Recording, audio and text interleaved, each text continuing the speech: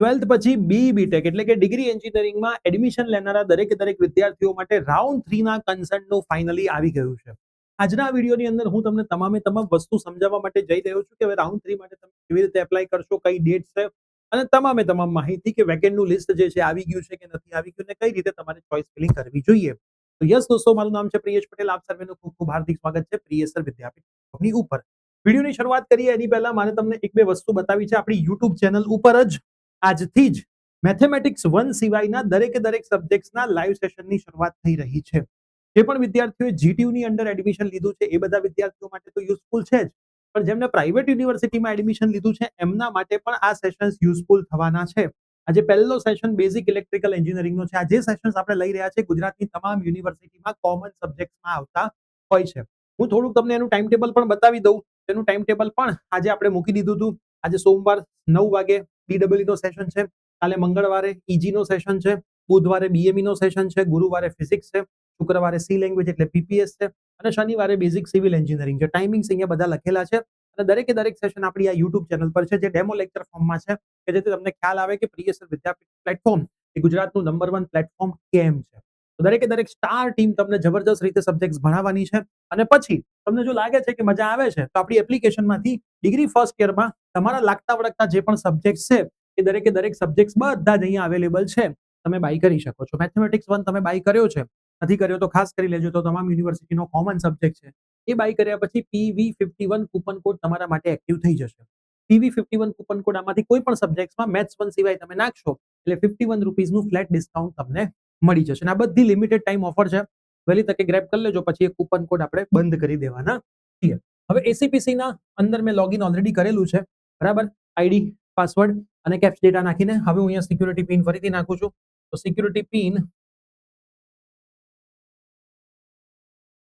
આપણે અંદર જઈએ છીએ, કન્ટિન્યુ કરીએ છીએ, બરાબર. કન્ટિન્યુ કરીએ છીએ. અહીંયા લખેલું છે રાઉન્ડ 3 માં કન્સન્ટ આપવાનું આવી ગયું છે. સેમ ટુ સેમ જેમ રાઉન્ડ 2 માં હતું એમ સેમ ટુ સેમ આ રાઉન્ડ 3 ની અંદર છે. તમારે જોવું હોય તમે વાંચી શકો છો. રિશફલિંગ રાઉન્ડ 3 માં ભાગ લેવા માટે સંમતિ. હું પ્રથમ વર્ષના પ્રવેશ માટે રિશફલિંગ રાઉન્ડ 3 માં ભાગ લેવા માટે સંમતિ આપું છું. હું અને મારા વાલી સમજીએ છીએ કે જો રિશફલિંગ રાઉન્ડ 3 માં નવી બેઠક ફાળવવામાં આવશે તો અગાઉનો પ્રવેશ મારો કેન્સલ થઈ જશે. વધુમાં સમજુ છું કે જો મને રિશફલિંગ રાઉન્ડ 3 માં નવી બેઠક ફાળવવામાં આવશે અને હું નવા ફેરવાયેલ પ્રવેશને સ્વીકારું નહીં, રદ કરું કે રિપોર્ટ ન કરું અથવા નવી બેઠક પર પ્રવેશ ન લઉં તો અગાઉ, મતલબ આ સેમ જ નિયમો છે. રાઉન્ડ 1 થી રાઉન્ડ 2 ના જે નિયમો હતા એ રાઉન્ડ 2 થી રાઉન્ડ 3 ના છે. રાઉન્ડ 3 માં તમે જાઓ, નવી ચોઇસ ફિલિંગ કરો, તમને કંઈક મળે છે તો રાઉન્ડ 2 અથવા રાઉન્ડ 1 વાળી જે કોલેજ હતી તમારી સેમ ટુ સેમ એ કેન્સલ જ થઈ જાય. તમને ઓપ્શન ના મળે, રાઉન્ડ 3 માં કંઈ ના મળે તો આગળવાળી કોલેજ તમારી એમની એમ રહેશે. આ સેમ નિયમો છે, ઠીક છે. ઉમેદવારોએ તે જ પસંદગીઓ ભરવી. મતલબ રાઉન્ડ 2 માં મેં તમને કીધું હતું કે એવી જ પસંદગી ભરો જેમાં રાઉન્ડ 1 ની સાપેક્ષે તમારે જવાની વધારે ઈચ્છા હોય. અહીંયા પણ તમારે એ જ કરવાનું છે. ઉમેદવાર દ્વારા રિશફલિંગ રાઉન્ડ 3 માં ભાગ લેવા માટે સંમતિ આપ્યા બાદ ચોઇસ ફિલિંગની છેલ્લી તારીખ પછી સંમતિ પાછી ખેંચી શકાશે નહીં, બરાબર. રાઉન્ડ 3 ની સંમતિ આપી દો છો, દસ્તાવેજો કોઈ સબમિટ નથી કરવાના, બરાબર. અગાઉ મળેલ પ્રવેશ કન્ફર્મ કરવા, અપડેટ કરવા માટે ઈચ્છુક હોય એવા ઉમેદવારોએ જ નવી બેઠક માટે, બરાબર. પછી આપમેળે જેમને રાઉન્ડ 3 માં ભાગ લેવો જ નથી એમણે કંઈ જ કરવાની જરૂર નથી. ACPC ની વિન્ડો પણ ઓપન કરીને અહીંયા નો સિલેક્ટ કરતા નહીં, બરાબર. મારે જવું છે રાઉન્ડ 3 ની અંદર એટલે હું અહીંયા યસ કરું છું, બરાબર. અહીંયા યસ તમારે કરવાનું. જેને રાઉન્ડ 3 માં જવું જ ના હોય એમણે કશું જ કરવાની જરૂર નથી. જેમને રાઉન્ડ 3 માં જવું હોય એમણે શું કરવાનું? ત્યાં યસ કરવાનું. હવે આપણે આગળ ચર્ચા કરીએ. એક જ મિનિટ મને આપી દો.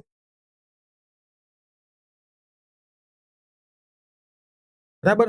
જેમને રાઉન્ડ 3 માં જવું છે એમણે યસ કરવાનું, નથી જવાનું એમણે કશું જ કરવાની જરૂર નથી, બરાબર. પૂછે છે ભાઈ સબમિટ કરવું છે? હા, સબમિટ કરવું છે.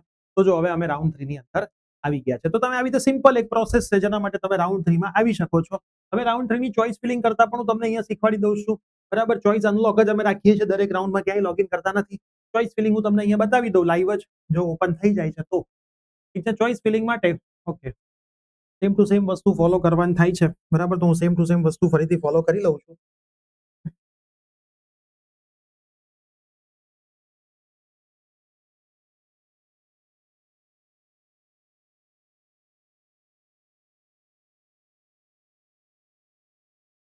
કંઈક લોચો વાગ્યો છે, એક જ મિનિટ મને આપી દો, બરાબર. હું તમને પછી ફંડો જ બતાવી દઉં એટલે તમે ક્યાંય તકલીફમાં મુકાવ નહીં. ઘણી વખત બધું બરાબર હોવા છતાં પણ વેબસાઇટમાં લોડ આવતો હોય છે, બરાબર. હવે આપણે મંગાવી લઈએ.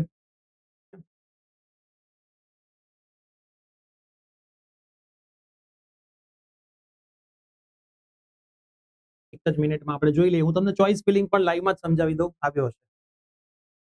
હા, આવ્યો હશે મોબાઈલમાં મેસેજ. હા, પછી ના યાર સંભળાયું 97. હા, રેડી. જો મિત્રો, હવે હું તમને બતાવું, અમે સેમ ટુ સેમ રાઉન્ડ 1 થી જઈ રહ્યા છીએ. બરાબર? રાઉન્ડ 1 થી એ જ વસ્તુ નવી કશું જ અમે કરતા નથી. બરાબર? પહેલી એલડી રાખી છે કોમ્પ્યુટર, બીજી એલડી રાખ્યું છે આઈટી, ત્રીજી વીજીઈસી રાખી છે કોમ્પ્યુટર, ચોથી વીજીઈસી આઈટી, પાંચમી જીઈસી 28 કોમ્પ્યુટર, છઠ્ઠી જીઈસી 28 આઈટી, પછી જીટીયુ કોમ્પ્યુટર, બરાબર? New LJ computer. અમને 8મા નંબરની શીટમાં મોક રાઉન્ડમાંય મળ્યું હતું. 8મા નંબરની શીટમાં રાઉન્ડ 1 માંય મળ્યું, જે અમે કન્ફર્મ કર્યું. રાઉન્ડ 2 માં ગયા, એમાંય 8મા નંબરનું જ મળ્યું, કશું નવું ના મળ્યું. રાઉન્ડ 3 માં પણ આયા છીએ. અમારે સેમ ટુ સેમ અમારા 8મા નંબર સિવાય 1 થી 7 માં ક્યાંક મળે તો અમારે જવાની દિલથી ઈચ્છા છે. તો અમે આ જ વસ્તુ દરેકે દરેક રાઉન્ડથી ફોલો કરી રહ્યા છીએ. ઠીક છે? તમારે આમાં નવું ચોઈસ ફિલિંગ એડ કરવી હોય, અહીંથી અહીંયા ઉપર નીચે કરવી હોય, બધા જ ઓપ્શન એમણે આપ્યા છે. તમારે જેટલું કરવું હોય એ દરેકે દરેક વસ્તુ કરવાની તમને અહીંયા છે. ઠીક છે? તો બસ અમારું કામ થઈ ગયું છે. તો save and go to home. જેમનું જેમ હતું એમને એમ રાખી દીધું. 8 ચોઈસ ફિલિંગ, બીજું કશું જ કરવાનું છે નહીં. બરાબર છે? અપડેટ કન્સર્ન ડિટેલની અમે કન્સર્ન આપી દીધી છે.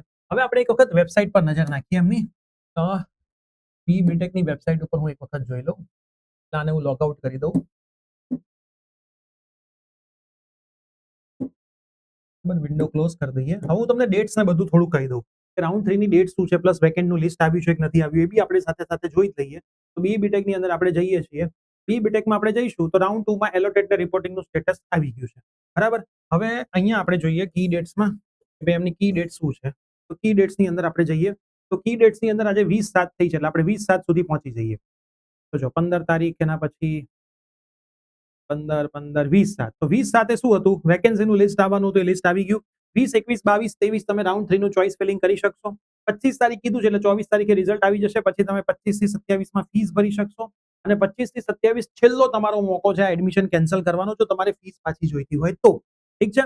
અને પછી રાઉન્ડ 3 ની વેકેન્સી 28 તારીખે આવશે ને એના પછીના રાઉન્ડ બધા ચાલશે. એ જે તે રાઉન્ડ જે રીતે હશે હું તમને સમજાવીશ. એના પછી એક ઓનલાઈન રાઉન્ડ છે ગવર્મેન્ટ અને ગ્રાન્ટીનેટનો. ઓફલાઈનનું બધું કામ પૂરું થઈ જાય છે, પ્રાઇવેટનું બધું કામ પૂરું થઈ જાય છે.